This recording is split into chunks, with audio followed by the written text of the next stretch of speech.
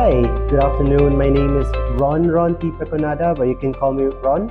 And I am the Change and Policy Manager for an international company, Teleperformance Malaysia, and I'm from the Philippines. It's very life-changing because it gives us a lot of practical examples and insights as to how to handle difficult situations and winning the fight without fighting.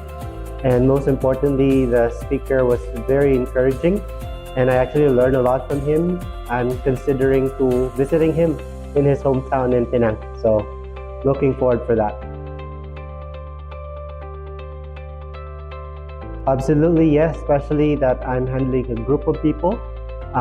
Being a leader is something that is worth implementing whatever I learned from today's Art of War workshop, and it's really very important to learn it and apply it as well in real life situation. Yes, I will definitely encourage everyone to attend this kind of workshop, especially if the role that you're taking is about handling people. And I'd like to thank personally UBA for letting us experience this once-in-a-lifetime experience. So thank you, UBA.